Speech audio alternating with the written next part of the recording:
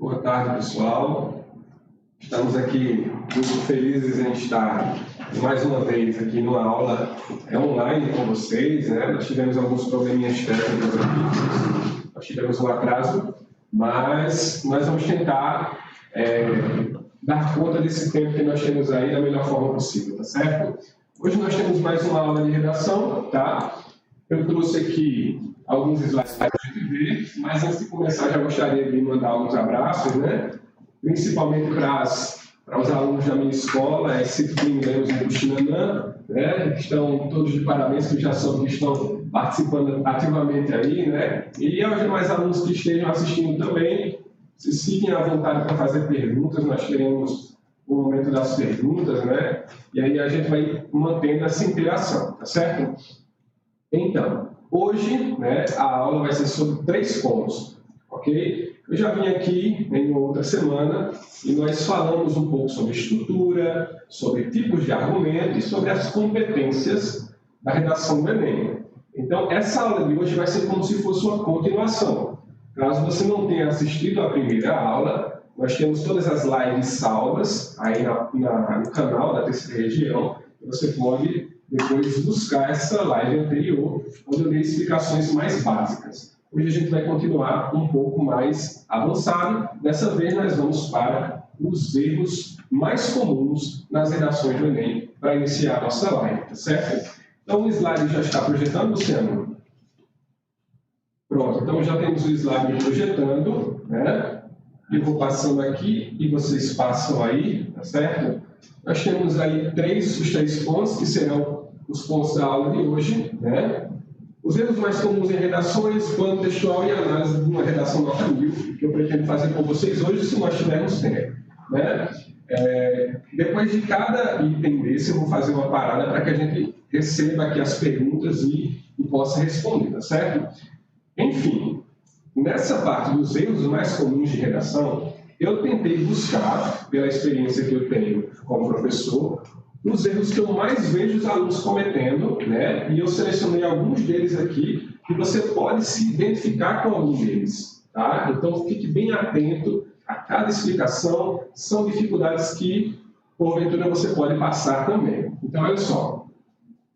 Primeiro erro mais comum em redação do Enem é sobre o uso da vírgula, né? Isso é muito comum, esse erro da vírgula. E muitos alunos ficam perturbados e perguntam, professor, tenho essa dificuldade, o que é que eu posso fazer? Então, aqui eu vou tentar tirar um pouco de dúvida, tá? Infelizmente, como o tempo é curto, a gente não pode se aprofundar muito, mas pelo menos eu vou tentar esclarecer algo relacionado à vírgula. Olha só. Trouxe 2 exemplos aqui que dizem respeito a aposto, certo? Para você dominar a vírgula, dentro de uma redação do Enem, algo que você precisa dominar também é o aposto, esse conceito. O que é um aposto, afinal de contas? Gente, um aposto é um comentário acessório que deve ficar entre vírgulas, certo? Porque ele seria dispensável para o sentido daquela oração, tá? Olha só o que nós temos aí nesse primeiro exemplo. A ecologia, ciência que investiga as relações dos seres vivos entre si, adquiriu grande destaque no mundo atual. Olha como as vírgulas foram bem colocadas aí, nos espaços corretos. Por quê? Aí o aluno entendeu que de ciência até a palavra si é um aposto, ou seja, um comentário acessório. Como é que eu sei disso? Se eu retiro ele, a gente vai continuar tendo sentido. Veja só. A ecologia adquiriu grande destaque no mundo atual, continua com sentido. Isso me diz que essa parte em verde é um aposto e precisa estar isolado por vírgulas. Tá? Isso é um erro muito comum, a falta dessas vírgulas aí. Depois nós temos mais um exemplo de mais um aposto. Jean-Jacques Rousseau, filósofo feminista, afirma que o progresso social está ligado à autonomia dos cidadãos. Então veja mais uma vez em verde, entre vírgulas, nós temos um comentário acessório que, se fosse retirado, não iria prejudicar o sentido, mas que é bem interessante que seja posto, que é justamente a questão do aposto. Tá? Então, preciso dominar isso, preciso entender que todo aposto deve estar isolado por pontuações. Tá? Isso vai fazer diferença, esse conhecimento vai fazer diferença também, para você entender a lógica dos operadores argumentativos. Né? Operadores argumentativos são termos, né, palavrinhas, que pode ser que o seu professor de português chame de elementos de coesão, ou recursos coesivos, né, ou conectivos, mas seria tudo a mesma coisa. Aqui nós temos os operadores argumentativos. Então, em verde, você percebe, né, a mesma lógica do aposto. São comentários acessórios, né, que podem ser retirados sem prejudicar o sentido, mas que são muito importantes para fazer uma coesão dentro da minha redação. Então, ali, nesta perspectiva, perceba que está isolado entre um ponto e uma vírgula. Tá? E a mesma coisa acontece com, por exemplo, que está isolado entre vírgulas. Tá bom? Então, mais um exemplo aí para vocês verem. Próximo slide. Nós temos aqui, não se separa sujeito de verbo com vírgula. Gente, essa estrutura sintática, né? Sujeito, predicado, ou sujeito mais verbo, mais objeto, ela não pode ser interrompida por uma vírgula. Perceba o exemplo que nós temos aí. A formação educacional dos surdos é um tema pouco discutido pela população brasileira. Qual é o sujeito aqui? A formação educacional dos surdos. E qual é o verbo? É um verbo de ligação. E entre o sujeito e o verbo nós temos uma vírgula posta aí. Ou seja, nós temos um erro. Essa vírgula não deveria estar aí, tá? Porque ela está interrompendo a progressão de sentido entre o sujeito e o verbo. Tá bom? Então, mais um exemplo. Vamos prosseguir. O segundo erro, que eu acho que é um dos mais comuns, a crase, tá? Que até as pessoas mais experientes ainda erram, porque são inúmeras regras, né? Mas eu diria que existe uma regra que é a mais comum que você precisa seguir para usar a crase dentro da redação. Tá? Então, preste atenção para você captar a explicação. Olha só esse exemplo. Problemas como a exposição excessiva à internet têm crescido atualmente. Percebam que tem uma crase aí. Como é que eu sei que essa crase deve ser posta aí? Gente, façam um teste. Olha só, o que é que vem em seguida do acraseado? Um substantivo feminino, tá? Se eu trocasse esse substantivo feminino por um substantivo masculino, como eu fiz ali embaixo, eu troquei internet por mundo virtual, esse acraseado se transformaria em AL? Se ele se transformaria em AL, então esse A tem que ter a crase. Se não se transformaria em AL, então o A fica sem a crase. Tá? Ou seja, troca o substantivo feminino por um masculino. Se nessa alteração você tem o AL, então o A, o feminino, precisa ser craseado. Certo? Esse é o caso mais comum do uso de crase dentro de uma redação. É óbvio que existem vários outros casos de crases, né? Mas o mais comum é esse, tá certo? Para que a gente capte aí dentro de uma redação. Próximo erro é a questão da translineação. O que seria translineação? Muitas vezes a gente está escrevendo o nosso texto e uma palavra não cabe na linha. E a gente precisa cortar ela ao meio. Isso é muito comum, né? E na hora de fazer esse corte ao meio, os alunos cortam no lugar errado, tá certo? Então vamos perceber esse erro aqui. Olha só. Temos dois exemplos, tá? No de cima, vermelho, você percebe que a palavra foi cortada no lugar errado. Ok? Ainda existe impunidade para criadores de notícias falsas. A palavra impunidade está cortada no meio da sílaba. Tá? Eu preciso saber a divisão silábica das palavras para que eu possa separá-las na hora da translineação. Impunidade, como é que se divide a palavra impunidade em sílabas? Impunidade. Então, eu preciso dividir entre as sílabas. Tá? Nesse caso, impu, duas sílabas, e as outras sílabas ficam na outra linha. Certo? Não como essa primeira forma aí. Mesma coisa nesse segundo exemplo, onde nós temos a palavra necessidade, no primeiro caso, separada de uma forma errada, porque nós sabemos que as sílabas da palavra necessidade são necessidade. Então, a gente tem esse SS precisando ser separado, porque eles fazem parte de sílabas diferentes. Tá? Então, esse erro aí, eu vi recentemente em redações que eu já corrigi. É muito comum também. Tá? Muito comum. Próximo erro. Letras ilegíveis. Agora eu vou partir para exemplos mais autoexplicativos. Tá? Letras ilegíveis, gente. Esse erro muitos e muitos alunos têm, né? Eu tive, quando eu era estudante, a minha letra era horrível, né? E aí eu ficava preocupado, como é que eu vou fazer uma redação se a minha letra é tão ruim? O que é que eu tive como uma medida que eu tomei, né? Eu passei a minha letra para uma letra de forma. E não existe problema nenhum nisso. Se você percebe que a sua caligrafia é muito difícil de ler, se o seu professor vive reclamando, teste os erros de forma, porque isso não vai fazer mal nenhum à sua redação do Enem, muito pelo contrário. O que o avaliador quer é uma leitura com fluidez. Então, teste isso, né? Letras legíveis com letras de forma. Próximo erro. Uso errado do pronome onde. Gente, onde é um pronome relativo que só deve se referir a lugar, certo? E muitas vezes a gente vê esse pronome sendo referenciado para coisas que não são lugares. Olha o exemplo. Documentários, séries e programas de TV também podem ser recursos onde o processo de aprendizagem seja desenvolvido. Esse onde está se referindo a quê? Documentários, séries e programas de TV. Documentários, séries e programas de TV são lugares? Não são lugares. Então, esse onde está errado. Eu poderia trocar esse onde por em que, e aí ficaria certo, né? Então, tenham cuidado ao usar esse pronome onde, tá certo? Porque é um erro bem comum também. 6. Nós temos o 6, tá? Ditados populares e expressões informais. Gente, é muito comum esse erro, tá? Por exemplo, eu li uma redação recentemente o termo meio caminho andado. Isso é completamente informal, né? Isso é um ditado popular, então eu preciso desconsiderar esses tipos de discurso dentro da minha redação. Evitem, certo? O máximo que puder. Próximo slide.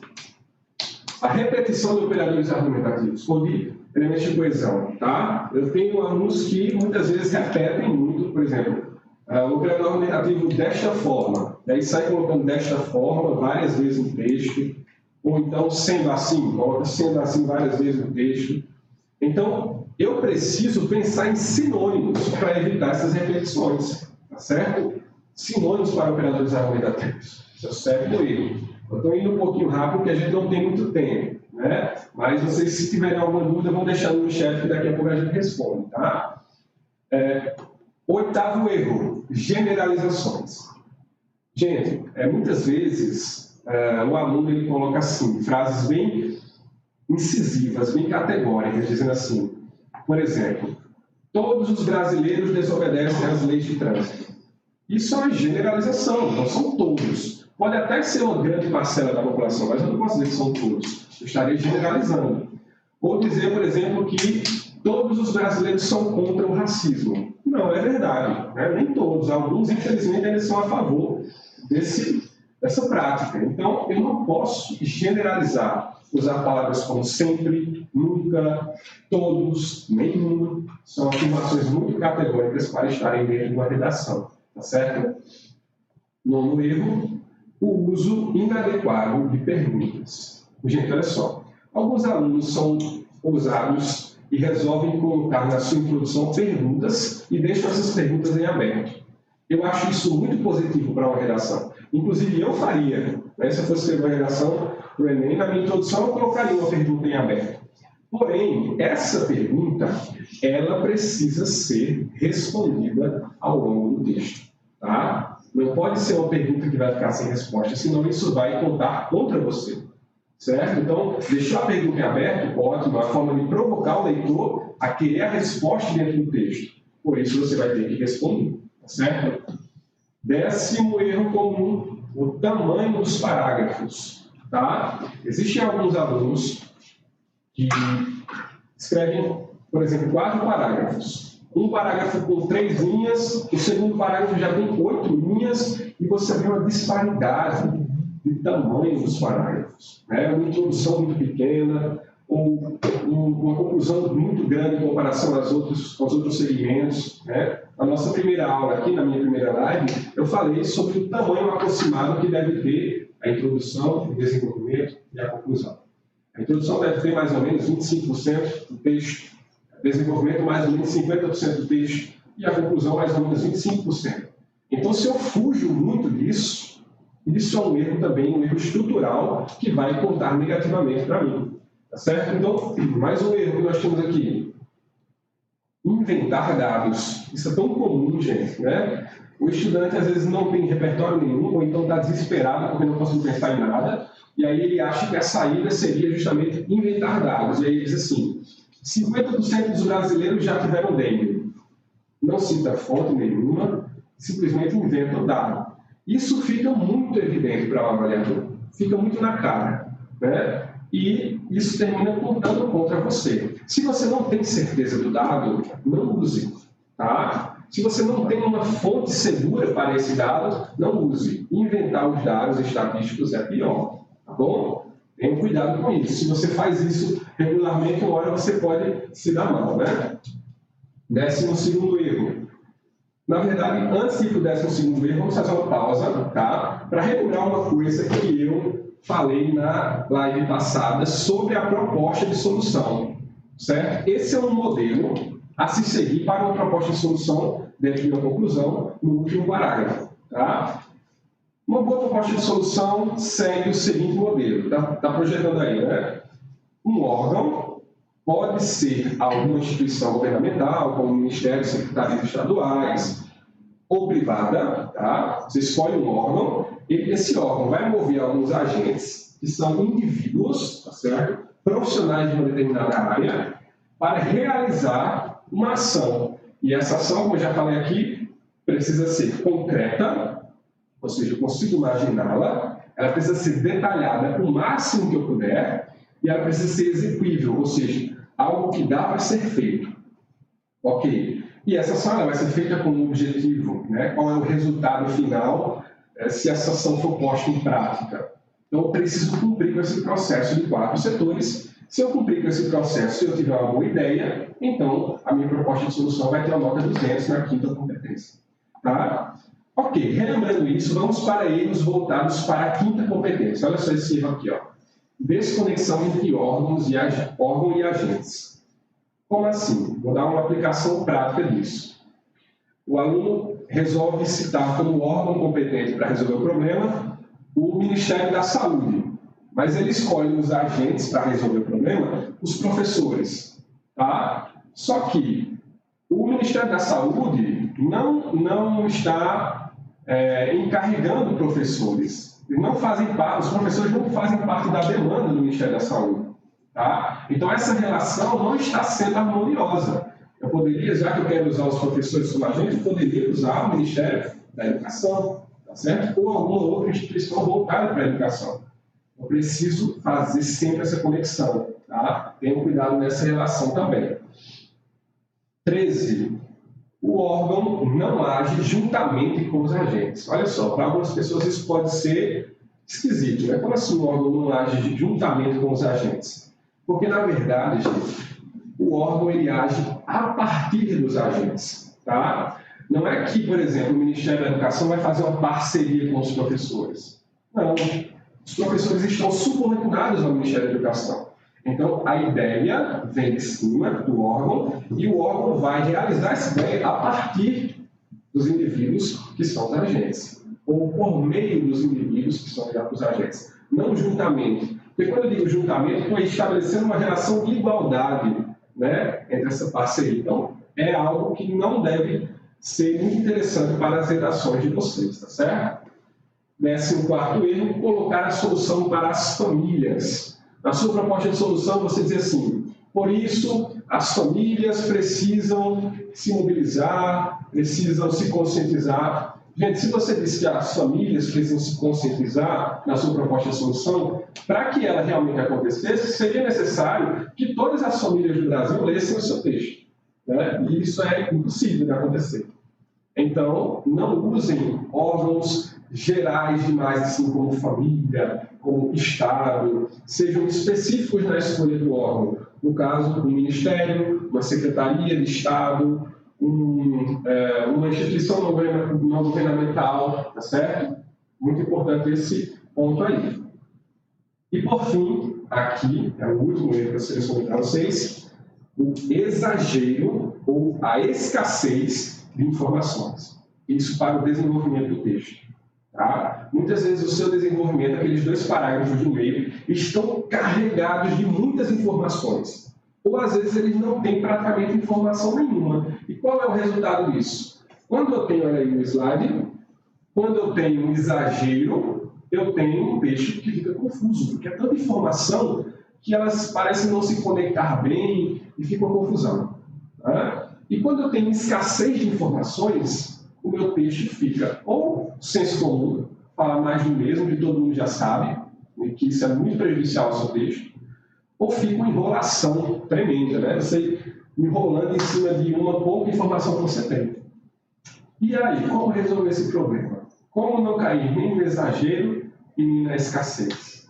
Agora que eu vou entrar num ponto que eu prometi que entraria na live passada, que é o plano textual. Eu falei assim, peça para que o seu professor lhe passe um modelo de plano textual, né?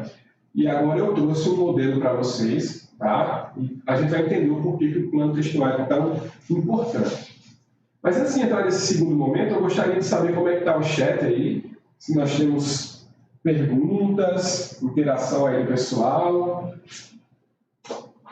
Ainda não? Ok. Então, gente, só deixando claro, tem um material, certo, sobre isso. Quem quiser pedir a mim depois, estejam à vontade, me procurem nas redes sociais, certo, professor? Você coloca lá, Felipe Moura 00. No Instagram, por exemplo, você coloca Felipe Moura 00.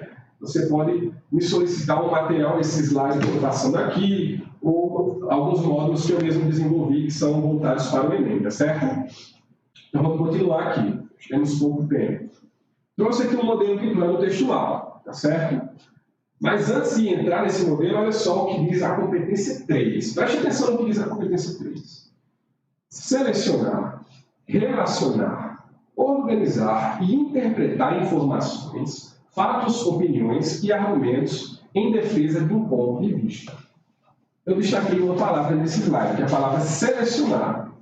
Gente, selecionar é o mesmo que escolher, correto? Por exemplo, antes de vir para cá, em casa, eu fui escolher a camisa que eu vi. Então, para que eu pudesse escolher, eu tinha que ter opções, correto?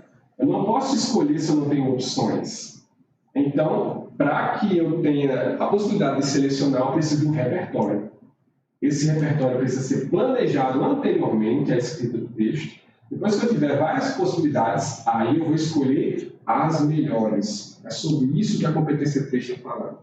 Tá? Ou seja, parte do planejamento, né? Implica um plano textual. E nós vamos ver um agora, tá certo?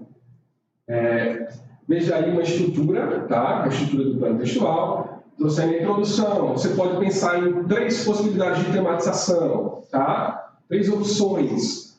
A problematização geralmente vai ser muito fixa, né? Porque você vai ter que resolver um problema que é relacionado ao tema. Mas para o desenvolvimento você pode embarcar nos tipos de argumentos que a gente estudou na live passada. Aqui tem vários tipos de argumentos que eu coloquei aqui, um possível plano textual que eu parei para pensar. Olha só, posso usar um argumento por alusão histórica, um argumento de comparação, argumento de autoridade, uma estatística, aí pensei talvez em outro argumento de autoridade, uma música, um filme.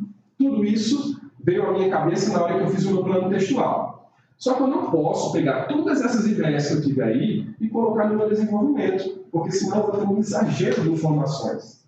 Para evitar isso, eu vou selecionar, eu vou escolher as melhores informações para colocar no meu desenvolvimento, depois de planejado. Né? Então, desses tipos de argumentos, qual será que ficaria melhor para esse tema em questão? Você ir lá e escolher. Né? Para a conclusão, você pode, dentro daquele processo que eu ensinei para vocês, pensar em 2 possibilidades de órgão, pensar em 2 possibilidades de agentes, né? E depois escolher qual é o melhor, ou se seria o caso de fazer uma parceria entre esses órgãos ou entre esses agentes. Né? Você pode escolher 2 ações possíveis, né? Se você tiver espaço no seu texto, você pode até colocar as 2. Caso você não tenha espaço, você explora bem a ação que você escolher como a melhor, tá certo? O que não pode é ficar jogando informação demais no texto sem desenvolvê-las, tá certo? Enfim, aqui é o teórico, né? Aqui é o plano textual teórico. Vamos ver um prático Vamos ver um plano textual na prática. Eu trouxe aqui para vocês verem, tá? Olha esse tema aí, gente. Desafios para a universalização do saneamento básico no Brasil. E aí nós temos uma imagem de uma criança, né, na porta de casa e ao lado um esgoto a céu aberto, né? Essa foto foi tirada em Osasco, São Paulo, tá bom? E é uma realidade triste, né? Mas que faz parte do nosso Brasil ainda. Quem está acompanhando o Desafio Nota 1000 da página da SIPB no Instagram sabe que esse é o tema dessa semana, né? Então não foi à toa que eu escolhi esse tema aí.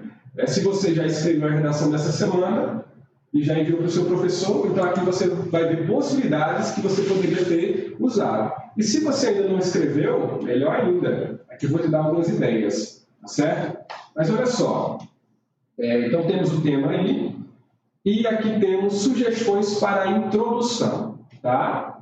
Eu pensei aqui em 3 possibilidades de tematização. Acompanhe comigo aqui. Primeira possibilidade. Tematizar explicando em que consiste saneamento básico, sem usar exatamente o mesmo conceito trazido pelo texto de apoio. Essa relação com o texto de apoio, gente, olha só. O texto de apoio ele serve para você pensar em outras coisas, tá? Ele serve para motivar o seu pensamento. Não necessariamente para que você use aquelas informações no seu texto. Você só vai usar aquelas informações no seu texto se você tiver sem opção nenhuma. Parei para fazer um plano textual, não veio nada na cabeça, passei ali 15, 20 minutos, não me veio nada na cabeça, aí eu vou ter que usar as informações dos textos de apoio. Mas o objetivo principal deles não é esse, né? O objetivo principal deles é que você leia e você tenha ideias que partam daquilo, tá certo? Então, eu poderia tematizar dizendo o que é saneamento básico. Eu gosto muito de tematizações assim. Tá? Por que é importante começar uma introdução com a tematização e não com uma problematização? Gente, porque como é que você vai apresentar um problema logo de cara dentro do texto? Certo? Você tem que imaginar que o leitor do seu texto ele é leigo naquele assunto. Ele não tem conhecimento nenhum. Tá? Vamos imaginar isso. E aí eu preciso primeiro apresentar o tema para ele, e depois que ele já tiver um pouco a par da situação, aí eu digo que existe um problema relacionado a esse tema. Então, uma das formas de tematizar seria explicar para o leitor o que é saneamento básico, em que consiste o saneamento básico. Segunda possibilidade, tematizar pontuando sobre os principais serviços relacionados ao saneamento básico. E nós sabemos que coleta de lixo, fornecimento de água e esgoto são os 3 principais serviços relacionados ao saneamento básico. Então, eu poderia começar o texto falando sobre esses serviços, né? Porque necessariamente eu não estaria ainda apresentando o problema. Tá? Nós temos a terceira possibilidade aqui, ó, tematizar falando sobre a importância da qualidade de vida em todos os aspectos. Então aí você estaria sendo menos específico, né? Dizer como é importante o indivíduo ter qualidade de vida. Eu não estou apresentando um problema ainda, mas eu estou iniciando o texto de uma boa forma. Tá? Tá aí 3 possibilidades. Obviamente você vai escolher uma delas, né? Não vai poder escolher 2. E aí você inicia o seu texto de uma forma mais gradativa. Aí depois que você fizer isso, vem a apresentação do problema. Olha só. Após a tematização, você poderá tocar no problema da carência de saneamento básico em si, ou seja, a problematização. Então, tematização, aí você vem com um operador argumentativo, e aí você apresenta o problema, tá certo? E aí você fecha a sua introdução, vai ser a tematização e a problematização, tá? Então temos aí o slide da introdução fechando, vamos para o desenvolvimento, tá? Próximo slide. Possibilidades de argumentação, ok? Vamos lá. Comparação, aqui nós temos vários tipos de argumentos, tá? Para vocês escolherem alguns deles que vocês acharem que são bons para a redação. Comparação das realidades de saneamento básico do Brasil e de países mais desenvolvidos. Tá? Será que a condição de saneamento básico no Brasil é a mesma da Noruega? É a mesma da Inglaterra? Óbvio que não, gente. A gente sabe que os países desenvolvidos já venceram esse problema há muito tempo. Então, eles podem trazer uma lição para o Brasil. E eu posso fazer uma comparação dentro do meu texto, fazer um argumento de comparação. Tá? É o primeiro que eu trouxe aqui. Gente, esse plano textual pode parecer que o professor ficou vários e vários minutos pensando para criar esse plano, mas por incrível que pareça, isso aí é rápido de se fazer. Tá? 5 minutinhos, 10 no máximo, você faz um plano textual. Vocês às vezes se subestimam, né? Se subestimam, acham que não tem repertório nenhum. Você não precisa de internet, você não precisa de fontes de pesquisa, porque você tem um repertório, uma vivência de ter algum conhecimento sobre várias coisas que você pode usar dentro de uma redação. Então, em vez de ficar gastando com cursinhos sobre repertório cultural, fazendo pesquisas sobre vários temas, confie mais no seu repertório cultural e investe na forma de usá-lo, tá certo? Porque tudo pode ser coerente para dentro de uma redação se você souber articular. Tá? É como eu coloquei ali na citação que abriu o slide. Se você sabe argumentar, você consegue alcançar tudo que você quer na vida. Né?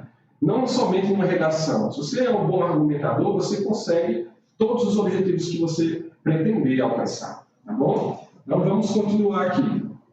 Próxima possibilidade. Doenças relacionadas à falta de condições sanitárias, que nós sabemos que são muitas, né? A leptospirose, a toxoplasmose, a própria dengue, né? São doenças que, por conta desse esgoto a céu aberto, por essas condições ruins, degradantes, acabam surgindo. E isso pode estar no desenvolvimento do seu texto. Outra, o Filme Nacional Saneamento Básico. Né? É um filme que trata especificamente sobre o saneamento básico, mas você poderia pensar em outros filmes que também retratem essa realidade social, né? Que falem sobre o saneamento básico. Entre parênteses, eu coloquei que ficaria bom também para uma introdução. Tá? De repente, você iniciar o seu texto falando sobre esse filme seria interessante, é uma ótima proposta de ter uma narração. Tá? Ok. Próximo aí. Metas de governo para a universalização do saneamento básico. Né? Até falei para os meus alunos sobre isso. O governo federal ele tem uma meta de que em 2033, 99% das casas já tenham fornecimento de água. Né? Isso é uma das metas do governo. Daqui para 2033, 90% já tenham a rede de esgoto. Tá? E esses são desafios enormes, porque a realidade que nós temos agora é bem diferente. E isso pode ser colocado dentro do seu texto também. Tá? Depois, argumentos de autoridade sobre a qualidade de vida. Né? Então, filósofos, não necessariamente pessoas ligadas a saneamento básico, mas alguma pessoa que fale sobre qualidade de vida, você pode citar dentro do seu texto. Veja que aqui é só uma das possibilidades de argumentação, porque tem alguns alunos que pensam que toda redação precisa ter uma citação, uma fala de alguma autoridade, e não é bem assim. Tá? É só uma das possibilidades que eu tenho. Ok? Mais uma. Músicas que tragam a realidade desfavorável da favela. E isso é o que os jovens mais conhecem. Né? Raps nacionais, músicas populares, né? Que falam sobre uma realidade degradante da favela e que muitas vezes tematizam essa questão do saneamento básico. Então, mais uma possibilidade de argumentação. A questão social e econômica, né? Você trazer o pensamento de por que os bairros mais nobres nunca temos a falta de saneamento básico e é sempre para os bairros mais pobres. Né? Essa discussão pode ser feita dentro do seu texto no desenvolvimento, né? Não é uma coincidência. Ok? Esse próximo ponto é muito interessante para uma redação. A transposição do Rio São Francisco. Tá? Talvez muitos de vocês tenham crescido ouvindo falar sobre isso. Uma obra que foi quase que interminável, né? Muitos anos, e que tem a ver completamente com a questão do saneamento básico, o fornecimento de água. Né? E poderia muito bem você usar um parágrafo do seu texto para falar sobre a questão da transposição do Rio São Francisco e como ela está ligada a esse tema. Tá bom?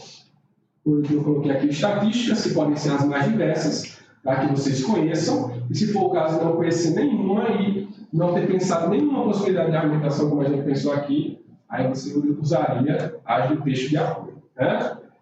E aqui, gente, em possibilidades para conclusão, esse textinho inicial aí fala que a solução vai estar completamente ligada à introdução, porque você levantou um problema lá na sua introdução, para fechar o parágrafo da introdução, e agora você vai ter que resolvê-lo na proposta de solução da conclusão, tá? Então, uma coisa está ligada à outra. Nem tem como pensar aqui uma sugestão para vocês, porque dependeria da forma como você levantou o problema. Mas, mesmo assim, eu trouxe duas sugestões de órgãos aqui, né? Que seria o Instituto Trata Brasil, tá? Que é uma organização não governamental, patrocinada por várias empresas e que faz um trabalho relacionado ao saneamento básico, e o Ministério do Desenvolvimento Regional, que é o ministério responsável pela questão do saneamento básico. Tá? E aí que vem uma questão, muitos alunos têm dificuldades em citar ministérios porque não sabem qual é a responsabilidade de cada ministério, qual é a atribuição de cada ministério, e muitas vezes não tem os ministérios memorizados na cabeça. Então, aí sim vale um estudo, né? Você pesquisar uma lista de ministérios no Google, né? Pesquisar a lista de ministérios do Brasil e ver as competências de cada ministério para que você tenha esse respaldo na hora de fazer a sua conclusão, tá bom? Fechamos aqui o plano textual, nós temos alguns minutinhos, isso me diz que nós vamos ter que deixar o momento da análise da redação do caminho para uma outra aula, uma outra live, tá certo? Mas só para fechar aqui, gente, eu tenho uma dica importante para vocês, tá certo? A gente fechar a nossa aula. Quando for treinar temas, tá? Quando você quiser treinar redações, quando for treinar temas, opte pelos temas mais gerais, pois eles irão te capacitar para argumentar em diversos outros temas, tá? Ou seja, temas específicos só te treinam para argumentações específicas. Temas mais gerais, eles podem ser aplicados em diversos outros temas específicos. Por exemplo, se eu quero testar a minha argumentação fazendo o tema do ano passado, que foi sobre cinema, eu estou sendo extremamente específico. Eu não estou treinando para outras possibilidades de tema bem mais diferentes, né? Mas se eu pego temas mais gerais, mais transversais, eu acabo me capacitando para outros temas. E aqui eu trouxe duas sugestões para vocês, que querem aí treinar redações e outros temas. Temos aí, ó, o Enem de 2007 trouxe o tema o desafio de se conviver com a diferença, ou seja, a temática da diversidade, que é completamente transversal e pode ser aplicado em diversos temas, certo? Diversas possibilidades de tema. Então, é uma boa pedida para um treinamento. Tema de 2007. Tema de 2009, o indivíduo frente à ética nacional. Olha aqui outro tema bom para treinar também, né? Porque ética é mais um tema transversal que pode ser aplicado em diversas redações. Tá? Então, se eu treino um tema como esse, provavelmente, em temas específicos, eu vou me sair bem. Tá? Usem essa estratégia, tá certo? E vocês vão sentir realmente uma diferença. Fazendo planos textuais, buscando temas mais gerais e não caindo nos erros que a gente cometeu no início da aula. Né? O meu tempo está finalizando aqui. Eu tenho alguma pergunta a responder, Luciano? Alguma interação? O tempo não nos permite mais. Teve um aluno que pediu aqui, Diogo Pires, pediu para falar mais sobre metas do governo. Acho que naquela hora que você estava falando. Tá. Saneamento, né? Isso foi fruto de, na verdade, reportagens que eu assisti, né? Então fazem parte do meu repertório. Eu poderia aprofundar mais se eu tivesse um pouco mais de tempo, né? Mas a gente realmente está com o tempo apertado e na próxima live a gente pode desenvolver mais questões como essa, tá certo? Então, fechamos aqui, Luciano. Grande abraço para todos e até uma próxima oportunidade, tá? Beleza, pessoal. Aula show, né? Ficou tudo bem clarozinho, assim, como nós devemos fazer a redação, né? Onde é que nós erramos mais? Nós não, vocês, que eu já falei faz um tempinho, né, professor? Professor, muito obrigado, viu, pela sua presença. Desculpa se o tempo corrido, mas você terá mais oportunidades de estar presente aqui conosco e trazer um conteúdo bacana para o pessoal.